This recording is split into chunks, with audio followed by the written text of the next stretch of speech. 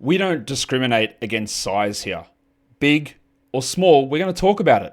It's only 2 games on Thursday. Let's get into it. Michael Bolton. Thanks, Josh. It's Michael Bolton here, and it's time for another episode of the Locked On Fantasy Basketball Podcast. Let's get to it. Let's get to it, indeed. You are Locked On Fantasy, your daily NBA fantasy podcast. Part of the Locked On Podcast Network, your team every day. Hello and welcome to the Locked On Fantasy Basketball Podcast, brought to you by Basketball Monster. My name is Josh Lloyd, and I am questionable, and I'm doubtful, and I'm probable, and I'm questionable, but barring an unforeseen circumstance, I'm going to continue with this show.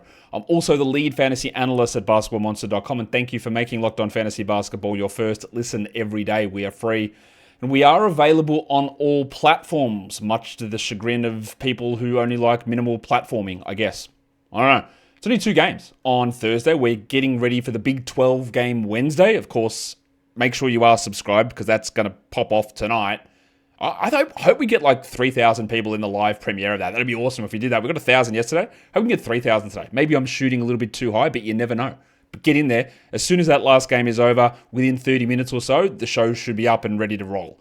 Today we're looking at Thursday, which is obviously a prime streaming day. With only 2-day games on, we saw what you can do on Tuesday with 2 games on.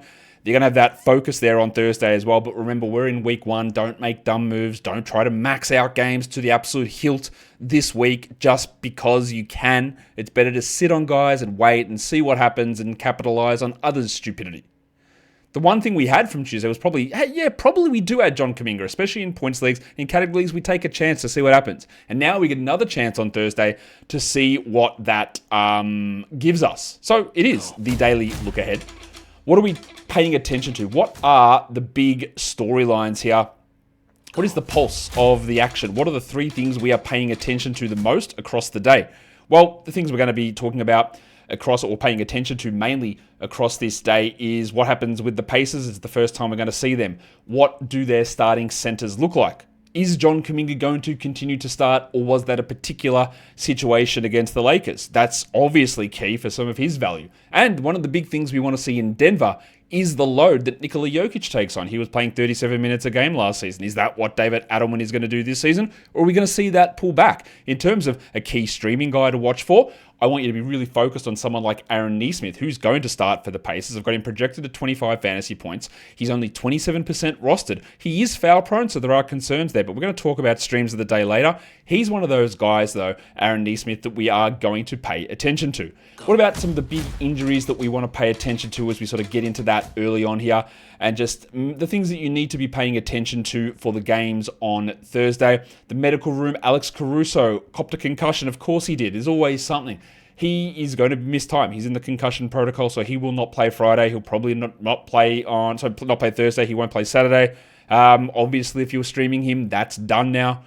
Given that we've got the other absences in Oklahoma City, I do not expect that the Bronco Jalen Williams plays. And obviously, testicle legend Nikola Jokic is out. So that should mean we get, Lou Dort's already playing a lot of minutes, but we get more of AJ Mitchell and maybe more of Brooks Barnhizer.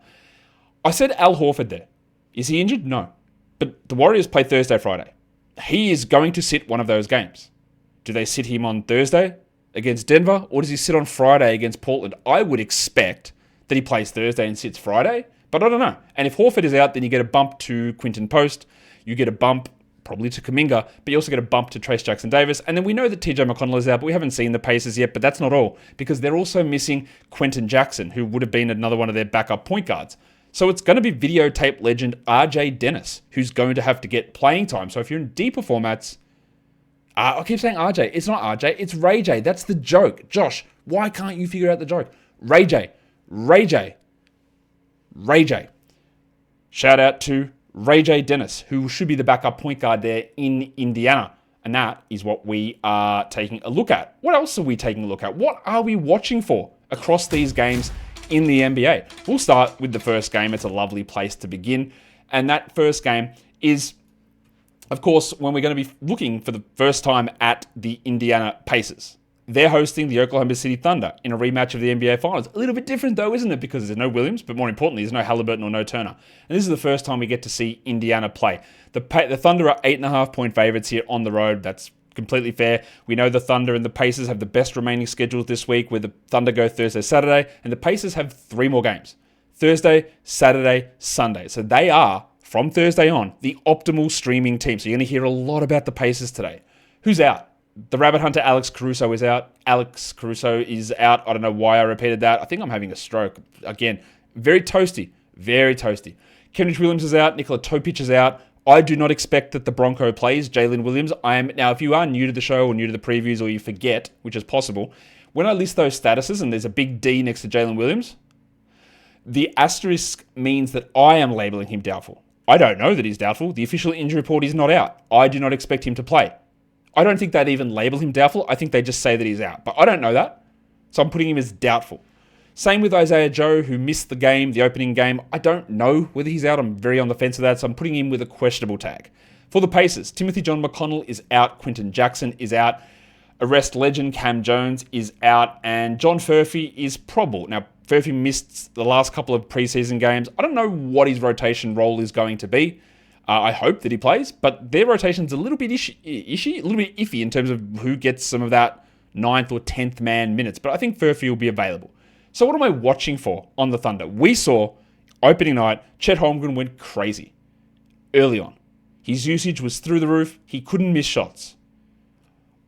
I know that won't hold, the shooting part. It has no chance of holding, none at all. What I want to see with Chet is, where does he fit usage-wise? Is that largely because Jalen is out? And when Jalen comes back, his usage falls back away? Are they going to go heavily into Chet again? We need to see that. For the Pacers, I said I want to watch Isaiah Jackson, and I do, but I mainly want to watch what they do with Jackson, Huff, Wiseman, Bradley, and Toppin. Rick Carlisle is not afraid to pull the levers. Jackson has fantasy upside, but only if he gets the right amount of minutes. And I'm very cautious about this. I don't really know where he will sit, so we want to see it.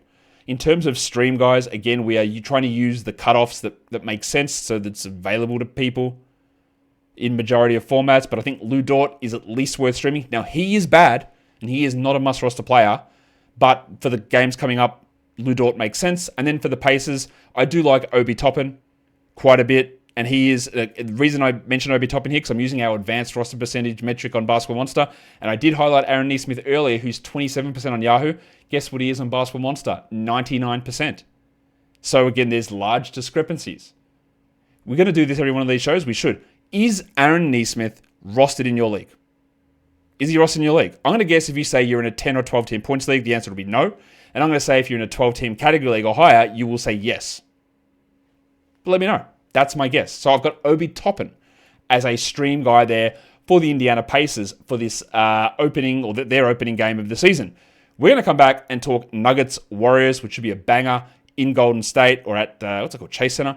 We'll come back and talk about that, plus the streams of the day, some schedule stuff as well. Today's episode, though, is brought to you by Mint Mobile. If you are still overpaying for wireless, it is time to say yes to saying no. At Mint Mobile, their favorite word is no. No contracts, no monthly bills, no overages, no hidden fees, and no BS. So you can say yes to making the switch and getting premium wireless for just $15 a month. Mint makes it simple. All plans come with high-speed data and unlimited talk and text delivered on the nation's largest 5G network. You can even bring your own phone and keep the same number and contacts. So if you're ready to say yes to saying no, make the switch at mintmobile.com/lockedonnba. That is mintmobile.com/lockedonnba. An upfront payment of $45 is required, which is equivalent to $15 a month. Limited time new customer offer for the first 3 months only. Speed may slow above 35 gigabytes on a limited plan. Taxes and fees are extra. See Mint Mobile for details. Today's episode is also brought to you by Rugiet. Making excuses doesn't solve anything, particularly in the bedroom or the couch or the kitchen table or wherever. It's just stress, or you're tired, or it happens to everyone, babe. Sure, trust me, it never happened before. But, what are we going to do? Well, do something, because that's where Rugiet comes in. And with performance, sometimes your body needs that little bit of extra support. Rugiet.com offers fast-acting doctor-prescribed treatments for ED designed to help you stop making excuses and start making moves. If you get it prescribed by their board-certified doctors, it'll also get shipped to your door in discreet packaging as well. Visit rugiet.com/lockedonnba to get 50% off your first order. That is rugiet.com/lockedonnba. /LockedOnNBA, and don't forget to use our code LockedOnNBA so that they know that we sent you. Rugiet, stop making excuses and start making moves. We're here on the preview show looking at Thursday with the 2 games that are on and checking out what I'm watching for. We just did the first game, which is Thunder Pacers, and now it's time to get into that next game, which of course is the Golden State Warriors for their home opener against the Denver Nuggets. The Nuggets are favored by 1.5 points on the road. Both these teams have 2 games remaining. Denver's got a solid schedule with a Thursday, Saturday. The Warriors have a back-to-back though, and then the weekend off. At the moment, Denver doesn't have anybody on the injury report, so that's good news. Golden State, DeAnthony Melton is out. Moses Moody, I don't expect to play with a calf strain, so I'm putting him as doubtful. And as I mentioned earlier, this is the first of a back-to-back. I'm going to put Al Horford just so you're aware of it. I think he plays. I think he plays Thursday and sits Friday. But just be aware that this is a back-to-back and Horford may not play. On Horford, I don't think that we can be holding him honestly. I think, in fact, and I know not as many people are watching this show, and I'll talk about it in the recap show as well, the amount of people that when I call Jack Armstrong John get so upset. How dare you? His name's Jack. His name is John. Get that garbage out of here. Jack is a nickname for John. His real name is John Armstrong. Therefore, I am making a joke, like calling James Harden Jim, or Jimmy Butler James, or Jim, or whatever. It is a funny joke. Calling TJ McConnell Timothy John. I'm using the full government. Yeah, it's his real name, John Armstrong. That is why I do it, and I will clarify this later. So, before you get upset that I'm disrespecting Canada's announcer, his name is John. Anyway, what am I watching for on Denver? Christian Braun. He just got overpaid, so let's see what happens. Is he going to start taking more threes? Is the efficiency from last season going to hold, especially if he takes more threes? Does he add anything extra to his game? Does the presence of Bruce Brown and Tim Hardaway mean that maybe he's a 30-minute guy instead of 33? I don't think so on that last part, but we have to find out. And then for the Golden State Warriors, we've got to watch the bucket. Kuminga played well. Very well. He moved the ball. Wow, what a novel concept. He bought into team concepts. He looked great. But like I have detailed, if he shot at his regular 3-point rate, he would have had 11 points. Not 18, 17, whatever it was. The assists were impressive. I expect that he starts, but do they want Draymond matched up all this time with Jokic, or does Horford start? It is going to be one to watch.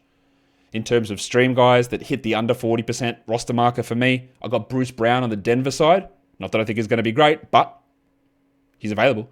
And then for the Warriors, Bud Hield. Now you know what to do with Bud. You stream him for points and threes, and then you turf him. You don't need to have him as a must roster player because he is not. Pretty clearly not. Let's talk about some schedule stuff now and get into some of the things that we can take advantage of across this little chunk of games and schedule portion of the NBA season. There are 2 teams that we can make an ad for on Thursday and get 2 games out of 1 ad, which is generally what we're trying to do. Of course, Friday's got 12 games on, so we're avoiding that. So who plays Thursday and Saturday? Well, it's the Thunder and it's the Pacers. So if you're looking to maximize moves, add a Thunder player, add a Pacers player for Thursday and Saturday.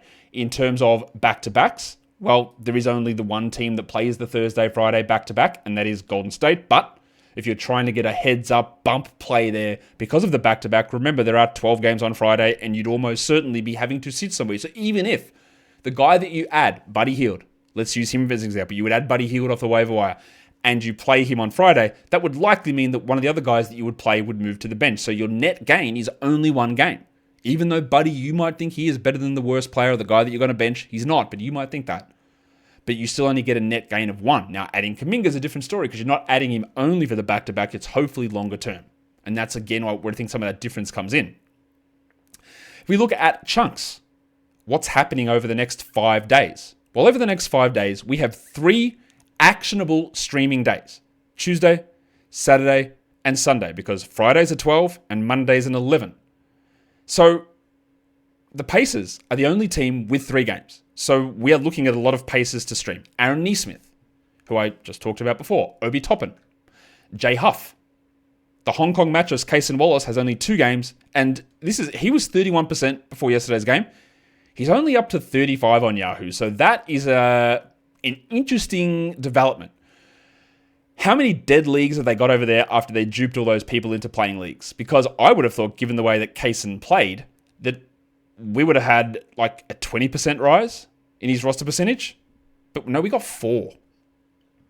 So that's interesting. 4. Not great.